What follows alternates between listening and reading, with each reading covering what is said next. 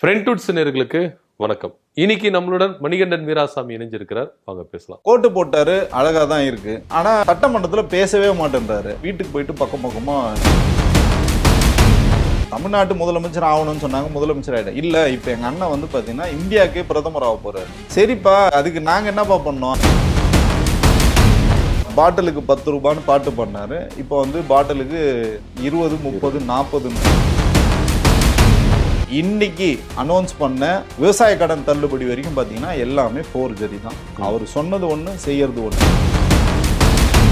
செங்கோட்டையன் அவர்கள் சொல்றாரு 6 மாசம் டைம் கொடுக்குறேன்னு சொன்னீங்களே, இப்ப எதுக்கு நீங்க திருப்பி விமர்சனம்? கரண்ட் போயிருக்கு, 6 மாசம் வரைக்கும் கரண்ட் இல்லாம இருக்கலாமா?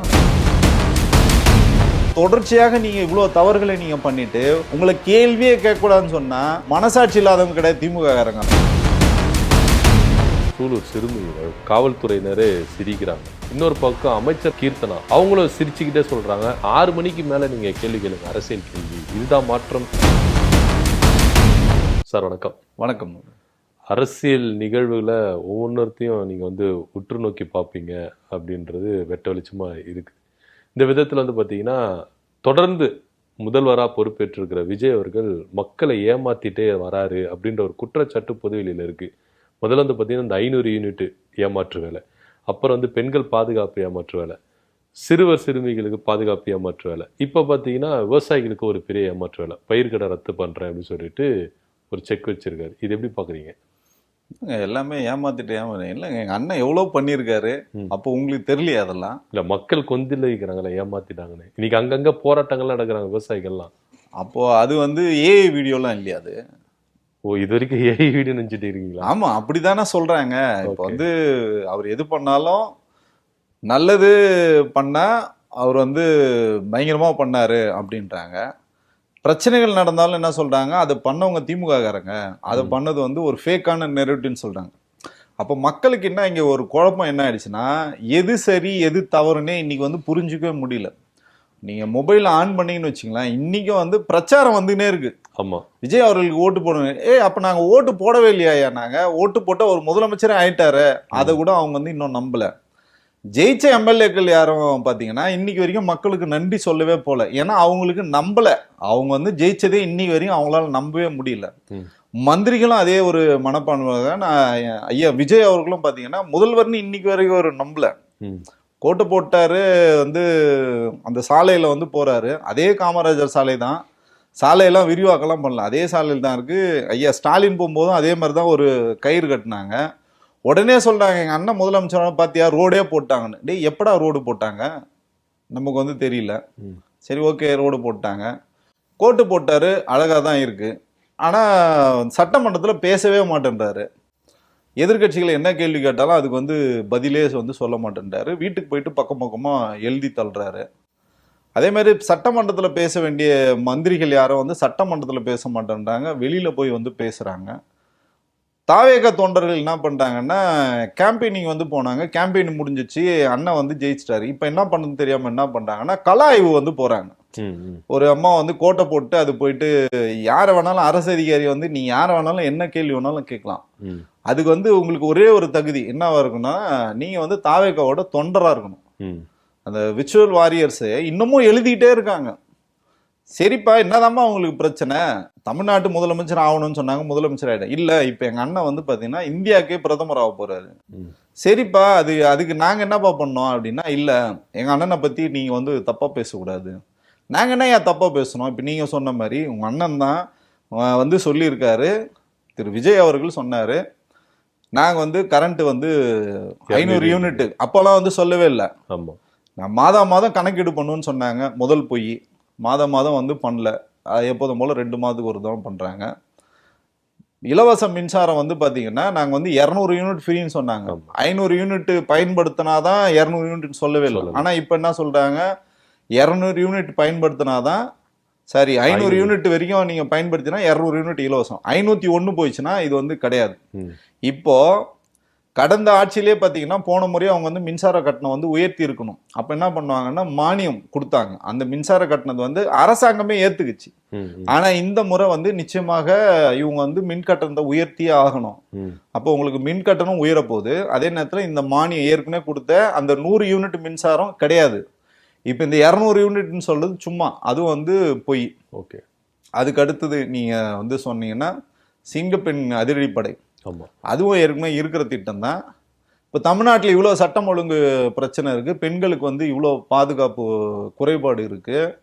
இந்த படையில் வந்து பார்த்தீங்கன்னா மொத்தமே 34 பேர் தான் போட்டிருக்காங்க. இந்த 34 பேர் வந்து 39 மாவட்டம் இருக்குது தமிழ்நாட்டில், 234 தொகுதி இருக்குது. இது எப்படி இவங்க கவர் பண்ணுவாங்க நமக்கு வந்து தெரியாது.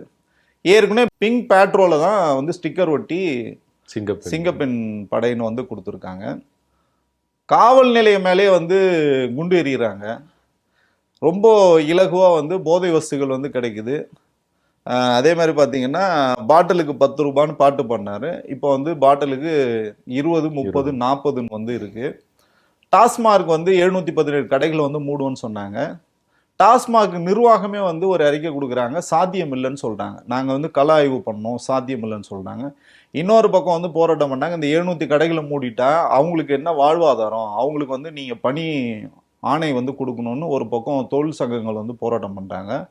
இந்த டாஸ்மார்க் பணியாளர்களே வந்து போராட்டம் பண்ணுறாங்க. எங்களை வந்து தாவேக்காரங்க வந்து மிரட்டுறாங்க, எங்களுக்கு வந்து உயிருக்கு வந்து அச்சுறுத்தல் இருக்குன்றாங்க. அதே மாதிரி அந்த பழைய பாட்டிலை வாங்குறதுல வந்து நடைமுறை சிக்கல்கள் இருக்குது, அதுக்கு வந்து பணியாளர்கள் வந்து நீங்கள் வந்து நியமிக்கணும்னு சொல்கிறாங்க. இந்த பாட்டிலுக்கு 10 ரூபாய் வாங்கினதை குற்றச்சாட்டாவே சொன்னாங்க. சவுக்கு சங்கர்ல ஆரம்பிச்சு எல்லாருமே இது வந்து பெரிய பிரபகண்டாவே எடுத்துட்டு போனாங்க. திரு விஜய் அவர்களும் பாட்டு பாடினாங்க. கண்ணு முன்னாடி எல்லாம் மக்கள் வந்து மயக்கம் போட்டு ஊந்துட்டு இருக்காங்க, ஆனா அந்த பாட்டை பாடிட்டு தான் போவோம்னு சொல்லிட்டு பாட்டு பாடிட்டு வந்தார். ஆனா இன்னைக்கு அந்த துறை அமைச்சர் என்ன சொல்றாருன்னா, ஏங்க அந்த 10 ரூபாய் பாட்டில் எதுக்கு வாங்குறன்னு தெரியுமா அந்த வந்து அப்படின்னு சொல்லிட்டு அவர் வந்து அதை நியாயப்படுத்துறாரு. நீங்க டாஸ்மார்க்கு மூடலாம் சொல்லாதீங்க, டாஸ்மார்க் மூடுனா இங்க என்ன தரமா நடக்கும், கள்ளச்சாராயம் அதிகமாயிடும், வந்து கஞ்சா புழக்கம் அதிகமாயிடும், ரொம்ப அப்படியே இலகுவா வந்து பேசுறாரு. ஒரு பத்திரிகைக்காரன் கூட வந்து அந்த பத்திரிகை தர்மம் அப்படின்லாம் வந்து சமுதாயத்தின் 4வது தூண்லாம் எங்க போச்சுன்னு தெரியல, அந்த தூண்லாம் சரிஞ்சிச்சா நமக்கு வந்து தெரியல. ஒரு அமைச்சர்களை எதிர்த்து கேள்வியே கேட்கறதில்ல. இதே திமுக அமைச்சர்கள் வந்தாங்கன்னா மைக் எத்துமே வாயில சொருவிடுவாங்க, கேள்வி கேட்பாங்க. முதலமைச்சரும் நின்று பதில் சொல்லிட்டு போவாரு. துணை முதல்லாம் சொல்லவே வேணாம், வேர்த்து விறுவிறுத்து அவர் வந்து பதில் சொல்லிக்கிட்டே இருப்பாரு. அந்த மாதிரி ஒரு அமைச்சரவை இருந்தது, அந்த மாதிரி ஒரு நிர்வாகம் வந்தது. ஸோ இன்னைக்கு மக்கள் வந்து உள்ளபடியே இன்னைக்கு வந்து வருந்துறாங்க, ஏன்டா நம்ம வந்து ஓட்டு போட்டோன்ற அளவுக்கு வருந்துறாங்க. இன்னைக்கு அனௌன்ஸ் பண்ண விவசாய கடன் தள்ளுபடி வரைக்கும் பார்த்தீங்கன்னா எல்லாமே ஃபோர்ஜரி தான். அவர் சொன்னது ஒன்று, செய்யறது ஒன்று. அன்னைக்கு வந்து என்ன சொன்னார், சிறு குறு விவசாயிகளுக்கு வந்து முழுமையாக கடன் தள்ளுபடி, மற்ற விவசாயிகளுக்கு வந்து 50% தள்ளுபடினார். ஆனால் இப்போ என்ன சொல்றாங்கன்னா 5 ஏக்கர் கீழே இருந்தால் மட்டும்தான் நீங்கள் அதுக்கு எலிஜிபிள். அதுவும் 50,000 கடன் வாங்கியிருந்தா மட்டும்தான் அவங்களுக்கு வந்து கடன் தள்ளுபடி. 50,000க்கு மேலே ஒருத்தர் கூட இல்லை. நீ காலில இருந்து பார்த்தீங்கன்னா எனக்கு விவசாய சங்கம், நானும் விவசாய சங்கத்தில் இருக்கேன், விவசாய சங்க நிர்வாகிகளோட தான் கலந்துரையாடல், அவங்கெல்லாம் கண்ணீர் வடிக்கிறாங்க. இந்த மாதிரி வந்து எங்க வயிற்றுல அடிக்காதீங்க, விவசாயிகளோட வயிற்றுல அடிச்சு தான் ஒரு அரசாங்கம் நடக்கணும்னா அது எந்த மாதிரி அரசாங்கம்னு நமக்கு வந்து தெரியல. உள்ளபடியே இதை வந்து இப்போ நீங்க மின்சாரத்துல நமக்கு வந்து தெரியாது, அது மத்திய அரசாங்கம் கையில் இருக்கு. அதுக்கு முன்னாடி பார்த்தீங்கன்னா ஐயா எடப்பாடி உதய் மின்சாரத்தை வந்து உதய் மின் திட்டத்தில் வந்து கையெழுத்து போட்டார். அது நம்மளால அந்த சிக்கல் புரிஞ்சுக்கணும். ஆனால் விவசாயிகள் பிரச்சனை இல்லை, நீங்கள் வந்து இந்த மாதிரி தவறு பண்ணுறது உள்ளபடி ஏற்றுக்க முடியாது. மாண்புமிகு முதல்வர் அவர்கள் இதை வந்து கண்டிப்பாக வந்து இதை வந்து ரிவைஸ் பண்ணணும், அவங்களுக்கு உரிய இழப்பீடு வந்து கொடுக்கணும். ஓகே. இப்போ இந்த அரசு வந்து பார்த்தீங்கன்னா பல விஷயங்கள்ல செயல்பட தவறிடுச்சு. எதிர்கட்சியா இருக்கிற கட்சிகள் திமுகவா இருக்கட்டும், அதிமுகவா இருக்கட்டும், இன்னும் பல கட்சிகள்ல வந்து கண்டனங்களை தெரிவிக்கிறாங்க. ஆனா அமைச்சர் செங்கோட்டையன் அவர்கள் சொல்றாரு, 6 மாசம் டைம் கொடுக்குறேன்னு சொன்னீங்களே, இப்போ எதுக்கு நீங்க திருப்பி விமர்சனம் வைக்கிறீங்க, ஒரு 6 மாசம் எங்களுக்கு டைம் கொடுங்க அப்படின்ற ஒரு ரிக்வஸ்ட் வைக்கிறார். இது எப்படி நம்ம புரிஞ்சுக்கிறது? இல்லை, அவர் சொல்றது 6 மாதம் டைம் கொடுங்கன்னா திமுகவின் தலைவர் திரு ஸ்டாலின் அவர்கள் சொன்னது தான் அவர் வந்து சொல்றாரு. 6 மாதம் நிச்சயமாக நம்ம வந்து டைம் கொடுப்போம். எதில் கொடுப்போம்னா, நீங்கள் ஒரு கட்டமைப்பு வர்றதுக்கு ஒரு 6 மாதம் ஆகும். நீங்கள் வந்து களத்துக்கு வந்து ஒரு சில பெரிய ப்ராஜெக்ட்ஸை வந்து நீங்கள் வந்து பண்ணுறதுக்கு 6 மாதம் ஆகும். இப்போ ஒன்றும் இல்லை, மெட்ரோ வேலைகள் வந்து போயிட்டு இருக்கு, நிதி வரல. அப்போ மத்திய அரசாங்கம் தான் நிதி கொடுக்கணும். அப்போ நீங்க அந்த வேலையை கொஞ்சம் ஸ்லோ டவுன் பண்ணி நீங்க வந்து பண்ணலாம். ஆனா ப்ரியாரிட்டி என்னன்னா, நீங்க வந்து கரண்ட் போயிருக்கு, 6 மாசம் வரைக்கும் கரண்ட் இல்லாம இருக்கலாமா சொல்லுங்க? கரண்ட் வந்து இன்னைக்கு வேணும், அத்தியாவசிய தேவை. அது இல்லைன்னா உங்களால உணவு கூட தயாரிக்க முடியாது. இப்போ பிஜி மாதிரி இருக்கு, அவங்க வந்து முழுக்க முழுக்க உணவை வந்து கேஸை நம்பியிருக்காங்க. கேஸ் இன்னைக்கு இல்லை கேஸே இல்லை, ரைட்டு ஓகே, ஒரு இதில் வந்து எலக்ட்ரிக் ஸ்டவ்லையாவது நம்ம சமைச்சிக்கலாம்னு பார்த்தா கரண்ட் இல்லை. சரி ஹோட்டலில் போய் சாப்பிட்லான்னு பார்த்தா அவனும் என்ன சொல்லணும்னா, நான் மாவே அரைக்க முடியலங்க, ஹோட்டல் வந்து என்னால் ரன் பண்ணவும் ஹோட்டலில் மூடிட்டு போயிடான். சரி இதுவும் வேணாம், நம்ம வந்து அம்மா உணவகத்தில் போய் சாப்பிடலாம்னு பார்த்தா அம்மா உணவகம் வந்து இன்னும் வந்து சரியான ஒரு நிலைமைக்கு வரல. அங்கேயும் போய் பார்த்தா என்னன்னா, திமுக ஆட்சியில் இருக்கும்போது கூட பார்த்தீங்கன்னா அம்மா உணவகம் தான் இயங்குச்சு, அம்மையார் ஜெயலலிதா புகைப்படம் தான் இருந்தது. இன்னைக்கு போய் பார்த்தா அந்த புகைப்படத்தை தூக்கிட்டு ஐயா விஜய் புகைப்படத்தை வந்து மாட்டிருக்கீங்க.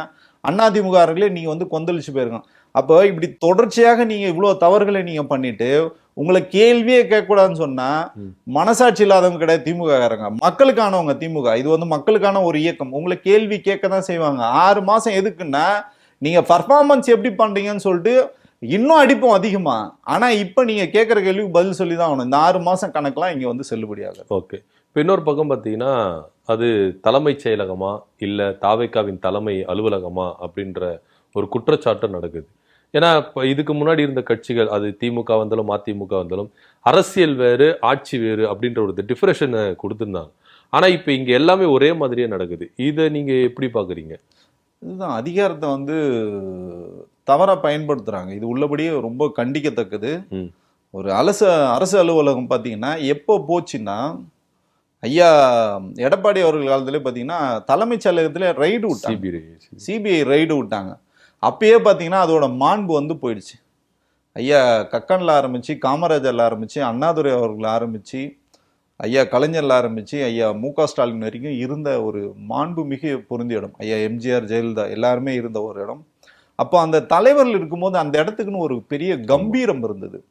அந்த தலைமை பண்புன்றது என்னன்னு பார்த்தீங்கன்னா, அந்த பதவி, அது வந்து பதவி கிடையாது, வந்து ஒரு பொறுப்புன்றதே உங்களுக்கு வந்து யாருக்கும் வந்து புரியுதே கிடையாது. ஏன்னா நீங்க உழைத்து கஷ்டப்பட்டு உங்களோட கொள்கை சொல்லி கோட்பாடு சொல்லி மக்கள்கிட்ட போய் அவங்க கையில காலில் விழுந்து நீங்க ஓட்டு வாங்கியிருந்தீங்கன்னா அதோட கஷ்டம் வந்து உங்களுக்கு தெரியும். அந்த சேர் என்ன மாதிரி சேர், படத்துல கூட ஒரு டைலாக் வரும், அந்த சேர்ல பவர் இல்லடா, உட்கார்ற ஆள் தாண்டா பவர்னு சொல்லிட்டு. அது ஐ திங்க் வந்து இவரு விஜய் சார் படம் தான் நினைக்கிறேன். அது அந்த மாதிரி ஒரு டைலாக் வரும். அந்த அந்த வந்து உட்காரும் அம்பார் ஒருத்தன் அந்த சேர்ல, அவன் தாண்டா பவர்.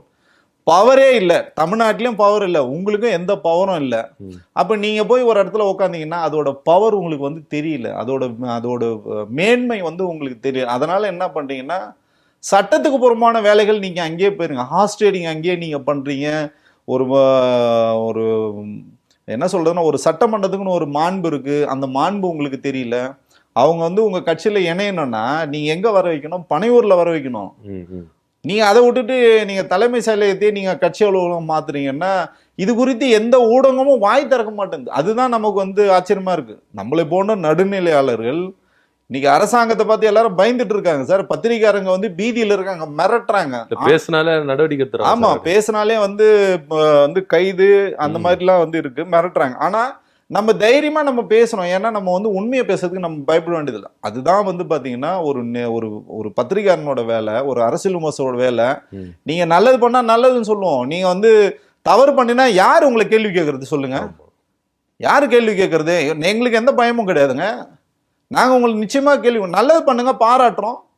திரு எடப்பாடி அவர்கள் வந்து இருக்கும்போதும் சரி, திரு ஐயா ஸ்டாலின் இருக்கும்போதும் சரி, அம்மையார் ஜெயலலிதா இருக்கும்போது, ஐயா கலைஞர் இருக்கும்போது நாங்க எல்லாரையும் தான் கேள்வி கேட்டிருக்கோம்.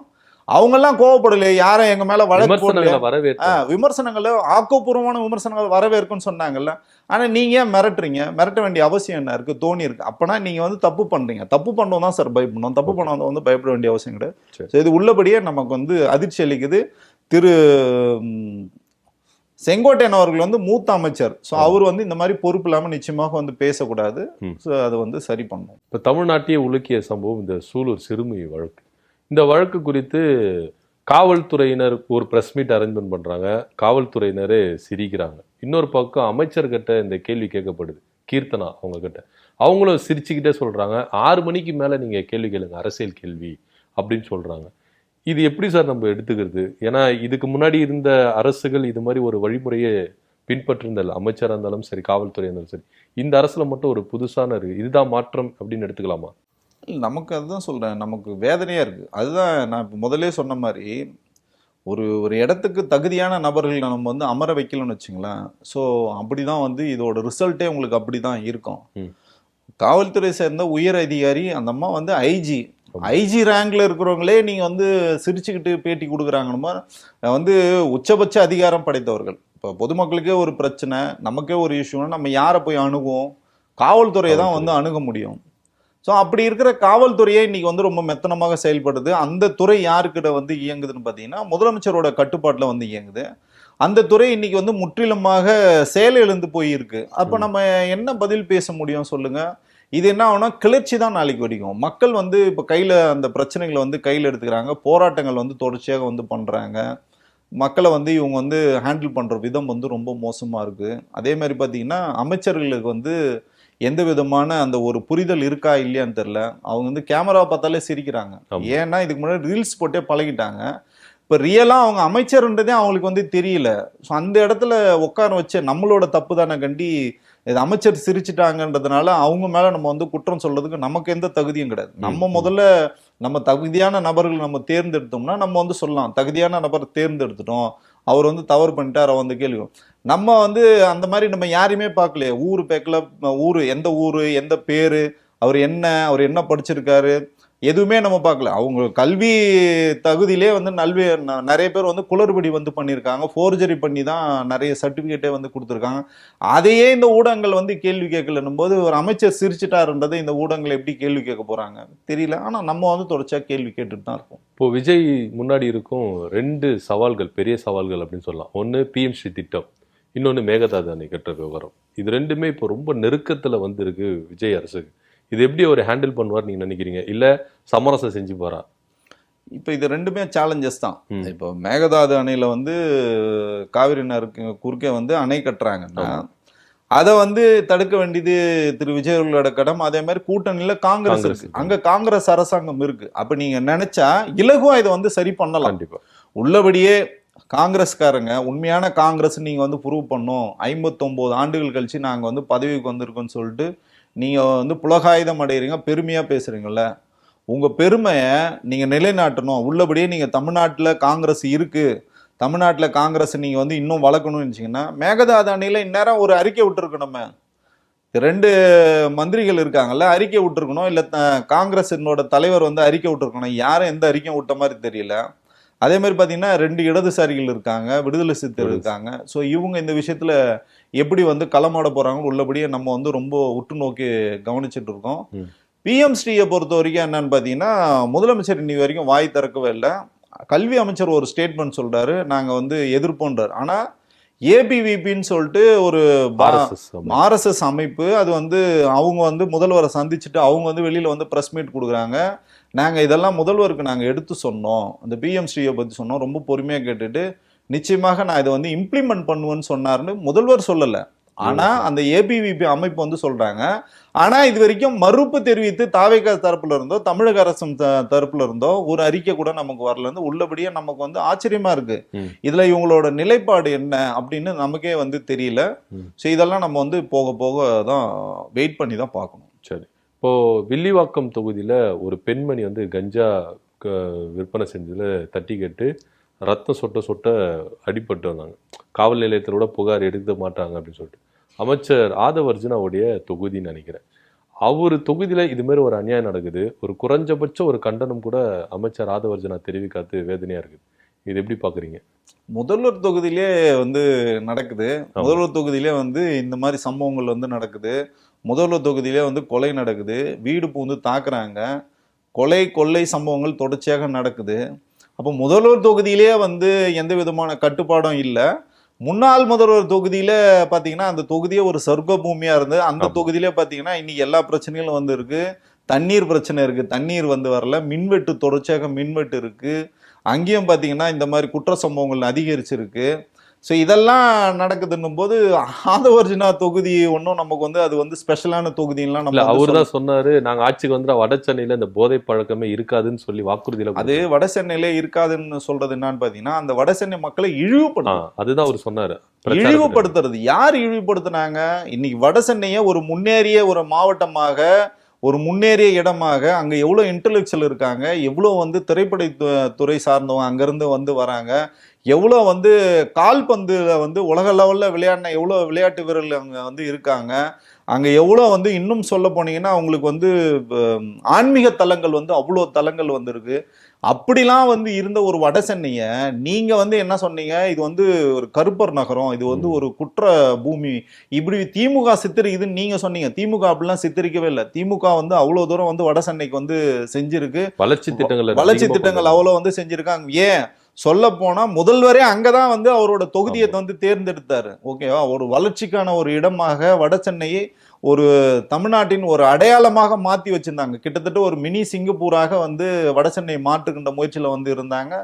பல்வேறு வேலைகள் வந்து வட சென்னை பண்ணும்போது, நீங்க இன்னைக்கு வட சென்னையில போய் போட்டிட்டு ஜெயிச்சுட்டு நீங்க வட சென்னைக்கு எதுவுமே செய்யாம இந்த மாதிரி விஷயங்களை வேடிக்கை போறது உள்ளபடியே இதை ஓட்டு போட்ட மக்கள் தான் சிந்திக்கணும். இப்ப நம்ம இதை வந்து சொன்னோம்னா நம்ம வந்து காழ்ப்புணர்ச்சியில பேசுறோம்னு சொல்றாங்க. அந்த மக்கள் வந்து சிந்திக்கணும். உள்ளபடியே இங்க யாரு வந்து இன்னைக்கு வேலை செஞ்சாங்க? அண்ணா நகர்ல போய் பாருங்க, அந்த டவர் பூங்கால ஆரம்பிச்சு எத்தனை பார்க்குகள் வந்து இருக்கு. நீங்க கொளத்தூர் போங்க, நீங்க எங்க வேணாலும் போங்க, வட சென்னை முழுக்க நீங்க போங்க. இன்னைக்கு அந்த அந்த அந்த வட சென்னையே வந்தீங்கன்னா அவ்வளவு சொர்க்கமா மாத்திருங்க. இந்த ஒருவேளை இந்த 5 ஆண்டுகள் ஒரு வாய்ப்பு திமுக கொடுத்திருந்தாங்கன்னா வட சென்னை மிகப்பெரிய ஒரு வளர்ச்சி அடைந்த ஒரு இடமா மாறி இருக்கும். பட் அதுக்கெல்லாம் வாய்ப்பு கிடைக்கல. ஆனா வெறும் வாய்ஜாலங்கள்ல வந்து பேசாம செயல்பாட்டுல வந்து இருக்கணும். தண்டனை வந்து யார் தப்பு பண்ணாலும் வந்து கொடுக்கணும். ஸோ இதை என்ஷூர் பண்ணணும் இந்த புதிய அரசாங்கம்.